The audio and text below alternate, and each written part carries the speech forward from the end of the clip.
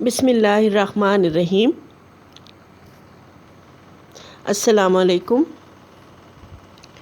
On line classes میں آج ہم اردو قواعد و انشاء میں جو چیز پڑھنے جا رہے ہیں وہ ہے تفہیم عبارات۔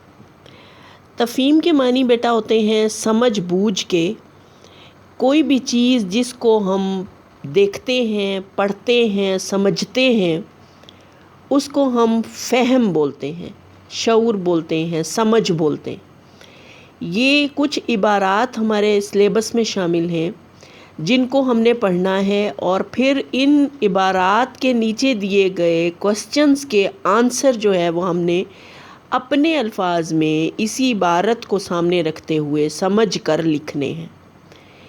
یہ پیراگراف بورڈ کے پیپر میں آپ کا آتا ہے، 10 نمبر کا سوال ہوتا ہے، 5 جو ہے وہ نیچے آپ کے شارٹ کوسچنز دیے جاتے ہیں، اور ان شارٹ کوسچنز کو آپ نے اس پیراگراف کے اندر سے ان کا آنسر ڈھونڈ کر لکھنا ہوتا ہے، لیکن اپنے الفاظ میں لکھنا ہوتا ہے۔ اس آنسر کو پورے 2 نمبر ملتے ہیں جو اپنے الفاظ میں لکھا ہوا ہو۔ اگر آپ پیراگراف کے اندر سے ایز اٹ از کچھ چیز، اگر اول تو بالکل انہی الفاظ میں جواب ہوتا ہی نہیں ہے پیراگراف میں، عبارت کے اندر، لیکن اگر ہے اور آپ بالکل ویسا ہی اٹھا کے لکھ دیتے ہیں تو اس کے نمبر بورڈ کم دیتا ہے، 1 یا 1.5 نمبر دیتا ہے آپ کو۔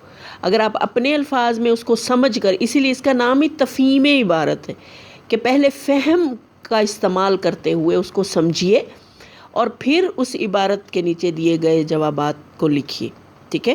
یہ آپ کی گرامر بک میں آپ کی پیج نمبر 117 117 نمبر صفحے پر یہ شروع ہیں عبارات۔ یہ 18 عبارات ہیں جو آپ کے سلیبس میں شامل ہیں۔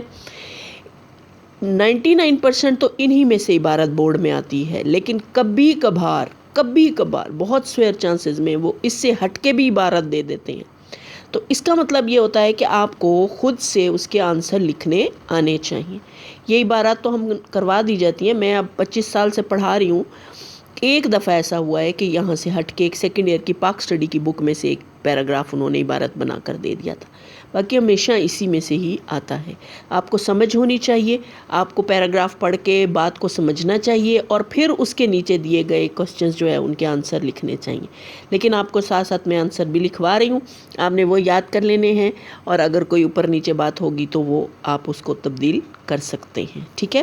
یہ عبارت نمبر 1 ہے جس میں ایک ایسی جنگ کا ذکر ہے جس میں ہندوستان کا راجہ جے پال اور افغانستان کا جو ہے وہ بادشاہ، مسلم بادشاہ سبکتگین، ان کے درمیان، ان کی فوجوں کے درمیان میں ایک جنگ ہوئی جو کہ ناکامی کا سامنا کرنا پڑا جے پال کو، اور اس کی وجہ موسم تھا کہ وہ جو افغانستان کے رہنے والے تھے وہ برف باری کے عادی تھے، پہاڑوں کے رہنے والے تھے، اور یہ چونکہ صحرائی علاقوں کے تھے تو یہ وہاں کے موسم کو برداشت نہیں کر سکے، اور اس کے بہت سارے فوجی مر گئے اور کچھ جو ہے وہ بھاگ گئے، اور اس طرح شکست کا سامنا کرنا پڑا۔ تو اس کو دیکھیے، ہم پڑھتے ہیں۔ سب سے پہلے آپ اپنی بک اپنے سامنے رکھیے اور میں پڑھ رہی ہوں۔ دیکھیے اس کو، پہلا پیراگراف، اس کا پہلی عبارت جو ہے وہ ہے کہ پنجاب کی حد ان دنوں میں غزنی تک پھیلی ہوئی تھی اور راجہ یہاں کا جے پال تھا۔ یعنی اس وقت پنجاب جو ہے وہ محدود نہیں تھا، بہت بڑا تھا، غزنی تک کس کی سرحد جاتی تھی، اور راجہ اس وقت کون تھا؟ جے پال۔ جب مسلمانوں کے قدم آگے بڑھتے ہوئے معلوم ہوئے تو اس نے غزنی پر ایک بھاری فوج سے چڑھائی کی۔ یعنی جب مسلمان جو ہے وہ آگے بڑھتے چلے گئے، جنگ جو ہے وہ اس طرح سے شروع ہوئی کہ مسلمانوں نے فتح کے لیے، بر صغیر کو فتح کرنے کے لیے مسلمان جو ہے وہ افغانستان سے اپنی فوجیں لے کر نکلے، تو یہ چیز جو ہے راجہ جے پال کو پسند نہیں آئی، اور اس نے جو ہے وہ اپنی فوج ان کے مقابلے میں اکٹھی کر لی۔ چنانچہ دفتن اچانک ملغان پر جا کر ڈیرے ڈال دیے۔ ملغان جو ہے وہ افغانستان کا علاقہ ہے، ٹھیک ہے، سرحد کے بالکل پاس، پہاڑی علاقہ ہے، بہت ہی سرد علاقہ ہے، اور پشاور سے کابل تک برابر لشکر پھیلا دیا۔ ادھر سے سبکتگین بھی نکلا، چنانچہ دونوں فوجیں آمنے سامنے پڑی تھیں، اور ایک دوسرے کی پیش دستی کی منتظر تھی، یعنی آگے بڑھنے کی منتظر. دونوں فوجیں انہوں نے اپنے اپنے مورچے بنا لیے، آمنے سامنے ہو گئیں، لیکن اب وہ اس انتظار میں تھیں کہ کون پہلے جو ہے وہ حملہ کرتا ہے، کون پہل کرتا ہے اور پھر کون اس کا جواب دے گا. ابھی منتظر تھیں کہ دفتن آسمان سے گولے پڑنے لگے، برف باری شروع ہو گئی. ٹھیک ہے، آسمان سے یعنی بے موسم برف گرنی شروع ہو گئی. اب ظاہر ہے جب اس قسم کا ہے تو اللہ تعالیٰ قرآن میں بھی فرماتا ہے کہ ہم جو ہے وہ مسلمانوں کی مدد کرتے ہیں میدان جنگ میں اگر وہ حق پر ہوں. ٹھیک ہے، وہ لوگ تو برف کے کیڑے تھے. کون برف کے کیڑے تھے؟ سبکتگین کی فوج کے لوگ. وہ چونکہ ملغان کے رہنے والے تھے، وہ چونکہ افغانستان کے رہنے والے تھے، تو وہ تو برف باری کے اور ان ٹھنڈے موسموں کے جو ہے وہ عادی تھے. انہیں خبر بھی نہ ہوئی. ہندوستانی بیچارے اپنے لحاف اور رضائیاں ڈھونڈنے لگے. ٹھیک ہے، مگر وہاں رضائی کا گزارا کہاں، یعنی وہاں تو اتنی شدید سردی پڑ رہی تھی کہ رضائیوں کا گزارا ہی نہیں تھا. سینکڑوں اکڑ کر مر گئے اور ہزاروں کے ہاتھ پاؤں رہ گئے. جو بچے ان کے اوسان جاتے رہے، یعنی بہت سارے مر گئے، اکڑ گئے. ٹھیک ہے، اور کچھ جو ہے ان کے ہاتھ پاؤں سن ہو گئے، وہ لڑنے کے قابل نہ رہے. ان کی کنڈیشن ایسی ہو گئی کہ وہ ہتھیار اٹھا ہی نہیں سکتے تھے. ٹھیک ہے، اور جو باقی بچے ان کی بھی اوسان جو ہے وہ خطا ہو گئے، یعنی وہ بھی اپنے حواس کھو بیٹھے. وہ بھی جو ہے وہ ذہنی طور پر وہ اتنے پریشان ہو گئے کہ وہ جنگ کرنے کے قابل ہی نہ رہے. ٹھیک ہے، اس کے نیچے جو ہے بیٹا یہ 5 سوال آپ کے دیے گئے ہیں. پہلا سوال ہے، پنجاب کی حدود غزنی تک پھیلی ہوئی تھی کس زمانے میں؟ جے پال کون تھا اور سبکتگین کے بارے میں آپ کیا جانتے ہیں؟ نمبر 3 ہے، وہ لوگ تو برف کے کیڑے تھے، کون برف میں رہنے کے عادی تھے؟ نمبر 4، وہاں رضائی کا گزارا کیوں نہیں تھا؟ اور نمبر 5، جے پال اور سبکتگین میں جنگ کیوں نہ ہوئی؟ ٹھیک ہے، یہ 5 کوسچن ہیں. بورڈ عموماً یہی کوسچنز دیتا ہے جو نیچے دیے ہوئے ہوں، اور اگر کوئی ایک آدھ کوسچن وہ چینج بھی کرے تو اس کوسچن کو اس طرح چینج کرتا ہے کہ اس کا آنسر موجود ہوتا ہے عبارت کے اندر. ٹھیک ہے، اور اس کے علاوہ اگر وہ آپ سے پوچھیں یا نہ پوچھیں، عبارت کا عنوان بھی آپ نے ہر صورت میں تیار کرنا ہوتا ہے اور وہ بھی لکھنا ہوتا ہے. ٹھیک ہے، بعض اوقات تو وہ 2 نمبر کا ہی عنوان، کوسچن ہی ایک عنوان کا بنا دیتے ہیں، اور بعض اوقات نہیں دیتے ہیں، تب بھی آپ نے ایک ایکسٹرا کوسچن 5 ان کے دیے گئے کوسچنز اور ایک پھر صرف آپ نے عنوان لکھ کر اس عبارت کا عنوان بھی لکھ دینا ہے. یہ جو ہے وہ یہ کوسچنز جو آپ کے نیچے دیے گئے ہیں ان کے آنسر جو ہے وہ میں نے آپ کو یہاں پر دے دیے ہیں. پہلا کوسچن تھا، پنجاب کی حدود غزنی تک پھیلی ہوئی تھی کس زمانے میں؟ ٹھیک ہے، اس پہلے کوسچن کا آنسر ہے جے پال پنجاب کا راجہ تھا اور اس کے زمانے میں پنجاب کی حدود غزنی تک پھیلی ہوئی تھی. دوسرا کوسچن ہے، جے پال کون تھا اور سبکتگین کے بارے میں آپ کیا جانتے ہیں؟ جے پال ہندوستان کے صوبے پنجاب کا راجہ تھا. اس نے افغانی مسلمانوں کے خلاف جنگ کے ارادے سے غزنی شہر پر حملہ کیا تھا، جبکہ سبکتگین مسلمانوں کا حکمران تھا جو اپنی نیک دلی کے باعث بہت مقبول تھا. ٹھیک ہے، تیسرا سوال ہے، وہ لوگ تو برف کے کیڑے تھے، کون برف میں رہنے کے عادی تھے؟ ٹھیک ہے، اس کا آنسر ہے یہاں پہ دیا ہوا میں نے آپ کو، برف کے کیڑے سے مراد برفانی علاقوں میں رہنے والے لوگ ہیں. سبکتگین کی فوج کے سپاہی افغانستان کے پہاڑی علاقے غزنی کے رہائشی ہونے کی وجہ سے برف میں رہنے کے عادی تھے. ٹھیک ہے، کوسچن نمبر 4 ہے، وہاں رضائی کا گزارا کیوں نہیں تھا؟ ہندوستانی سپاہی سردیوں میں لحاف اور رضائیاں اڑتے تھے، مگر ملغان پر بے موسمی برف باری کی وجہ سے اتنی شدید سردی پڑی کہ رضائیوں اور لحافوں میں بھی گزارا ممکن نہ تھا، کیونکہ وہاں کے لوگ تو اون اور نمدے کے بنے ہوئے لباس پہنتے تھے. اون اور نمدے بیٹا ایک جو ہے وہ لیدر ہوتا ہے جو پہاڑی علاقوں میں ایک جو ہے وہ بلا رہتا ہے، اس کی ہائٹ کافی بڑی ہوتی ہے، بکری چھوٹی بکری جتنا وہ ہوتا ہے، اس کی جو سکن ہوتی ہے، اس کی جو لیدر ہوتی ہے، اس سے جو ہے وہ لوگ جیکٹس وغیرہ بناتے ہیں اور وہ پہنتے ہیں. وہ بہت زیادہ گرم ہوتا ہے، یہ قدرت نے ہی اس کی جو ہے وہ سکن کو ایسا بنایا ہے برف میں رہنے کی وجہ سے. تو وہ لیدر سے جو اس کی لیدر سے جو لباس بنتا ہے اس کو نمدہ بولتے ہیں. تو وہاں کے رہنے والے جو ہے وہ اون اور نمدے کے کپڑے پہنتے تھے، اس لیے ان کو سردی نہیں لگتی تھی۔ اس کے بعد ہے کوسچن نمبر 5، جے پال اور سبکتگین میں جنگ کیوں نہ ہوئی؟ ٹھیک ہے، جے پال اور سبکتگین میں جنگ کیوں نہ ہوئی؟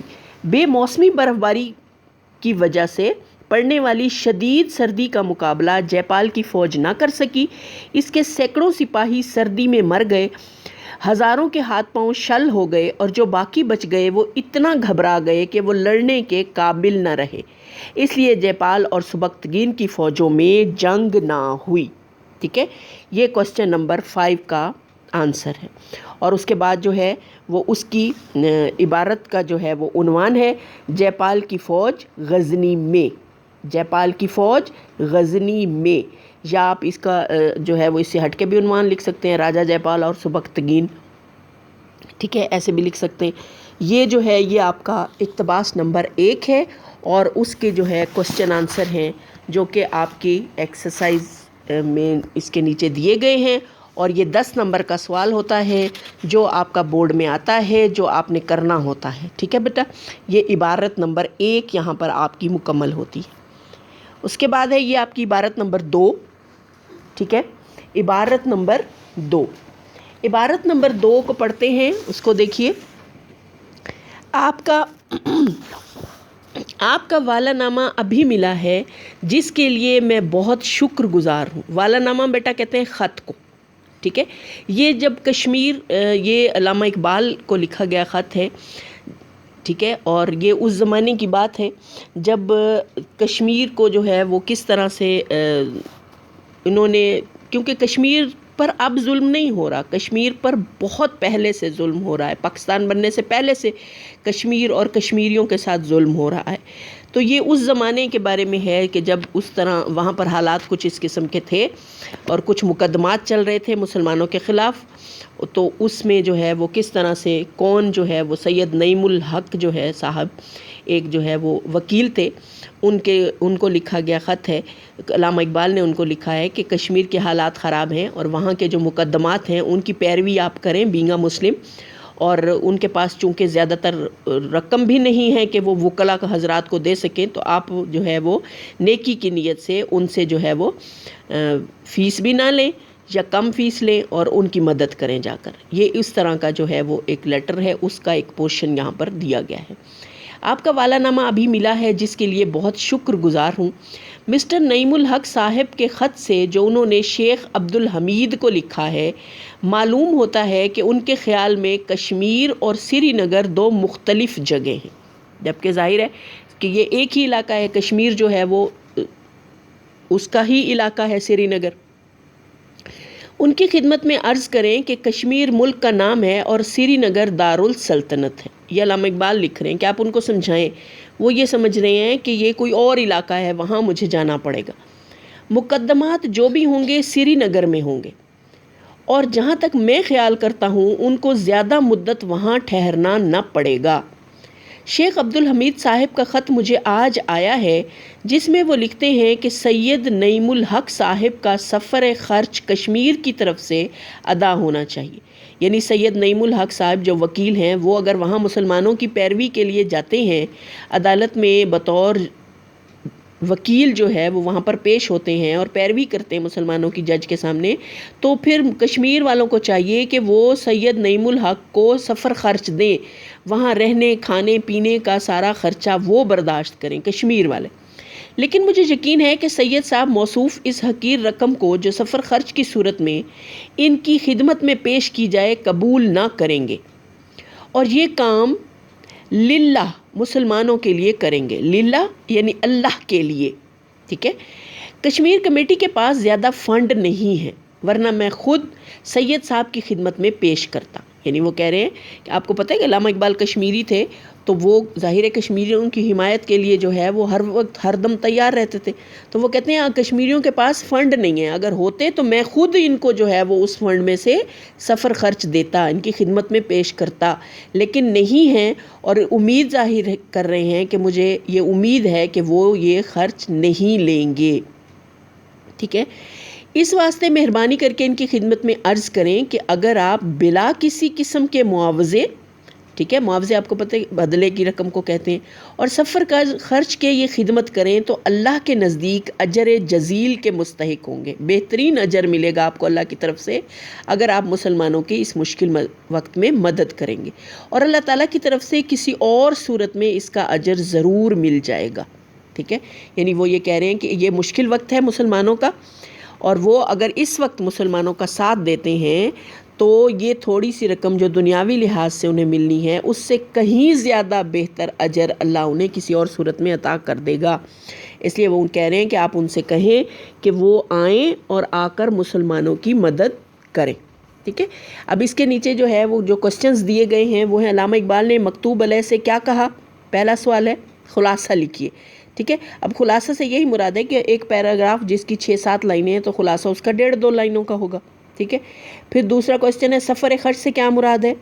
پھر ہے اس پیراگراف کا عنوان لکھیے. جیسے میں نے آپ کو کہا کہ بعض اوقات کوسچن جو ہے 2 نمبر کا عنوان ہی بنا دیتے ہیں. اس کے بعد چوتھا کوسچن ہے سید نعیم الحق وکیل ہیں، انہیں سری نگر کیوں بلایا گیا. اور کوسچن نمبر 5 ہے اجر جزیل کے معنی لکھیے. ٹھیک ہے، کوسچن نمبر 5 ہے اجر جزیل کے معنی لکھیے. یہ بیٹا اس کے کوسچنز ہیں عبارت نمبر 2 کے. ٹھیک ہے، اور ان کے آنسر جو ہے وہ یہ ہیں، دیکھ لیجئے. کوسچن نمبر 1 جو ہے اس کا آنسر ہے علامہ اقبال مکتوب علیہ کو لکھتے ہیں کہ سید نعیم الحق کی غلط فہمی دور کریں اور انہیں بتا دیں کہ کشمیر ایک ملک ہے اور سری نگر دارالسلطنت ہے، لہٰذا مقدمات سری نگر میں ہوں گے، اور چونکہ کشمیر کمیٹی کے پاس زیادہ فنڈز نہیں اس لیے آپ یہ کام اللہ کے لیے کر دیں. یہ خلاصہ ہے ٹوٹل جو ہے وہ اس پیراگراف کا، کہ وہ یہ کہنا چاہتے ہیں کہ آپ جو ہے وہ کشمیریوں کی مدد کریں اور اللہ کے لیے کریں کیونکہ ان کے پاس زیادہ فنڈ نہیں. کوسچن نمبر 2 ہے سفر خرچ سے کیا مراد. آنسر ہے سفر خرچ سے مراد ہے سفر پر ہونے والے اخراجات. سید نعیم الحق صاحب کو سری نگر یعنی کشمیر میں مختلف مقدمات کی پیروی کے لیے جانا تھا، اور وہاں رہائش اور کھانے پینے پر جو رقم خرچ ہونی تھی یہاں اسے سفر خرچ کہا گیا ہے. ٹھیک ہے، اگر بیٹا اس میں صرف یہ آ جاتا ہے نا سفر خرچ سے کیا مراد ہے، اس کا آنسر یہ بھی کافی ہے. سفر خرچ سے مراد ہے سفر پر ہونے والے اخراجات. لیکن اگر ہم پیراگراف کس حساب سے دیکھیں تو اگر ہم یہ 2 لائنیں ایڈ کرتے ہیں تو ہمارا زیادہ بیسٹ جو ہے وہ آنسر ہو جائے گا. اس کے بعد کوسچن نمبر 3 ہے اس پیراگراف کا عنوان لکھیے. اس پیراگراف کا عنوان ہے مکتوبات اقبال. مکتوب اقبال، یہ دونوں اس کے ہو سکتے ہیں کیونکہ مکتوبات زیادہ خطوط کو کہتے ہیں. اس بک میں یہ شامل ہے تو وہ بھی لکھ لیں تو اس کا بھی نمبر نہیں کٹے گا، لیکن مکتوب اقبال لکھیں یعنی اقبال کا خط، تو یہ جو ہے وہ اس کا صحیح آنسر ہوگا اور اس کے 2 نمبر آپ کو پورے ملیں گے. اس کے بعد ہے کوسچن نمبر 4 سید نعیم الحق وکیل ہیں، انہیں سری نگر کیوں بلایا گیا.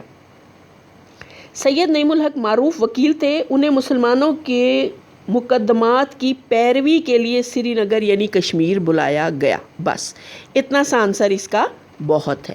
اس کے بعد ہے اجر جزیل کے معنی لکھیے. دیکھیے اب اوپر تھا نا سفر خرچ سے کیا مراد ہے، اس میں ہم معنی بھی لکھیں گے اور پھر 2 لائنوں کی تفصیل بھی دیں گے کہ یہ مراد ہے. ٹھیک ہے، اور جب وہ پوچھتا ہے اجر جزیل کے معنی لکھیے، اس کا مطلب ہے ہم نے مراد نہیں بتانا، ہم نے صرف معنی لکھنے ہیں. اور ہم لکھیں گے اجر جزیل کے معنی ہیں بے پناہ ثواب یا بہت زیادہ ثواب یا بہت زیادہ اجر. ٹھیک ہے، یہ اس کا جو ہے وہ آنسر بنے گا. تو یہ 2 بیٹا پیراگرافس ہیں، ان کو آپ نے بہت اچھی طرح یاد کر لینا ہے. یہ 10-10 نمبر کا سوال ہوتا ہے، یہ پورے نمبر آ جاتے ہیں، مفت کے نمبر ہوتے ہیں اور یہ ہم نے نہیں گنوانے. ان 2 پیراگراف کو آج آپ نے اچھی طرح سے تیار کر لینا ہے. اوکے بیٹا، اللہ حافظ.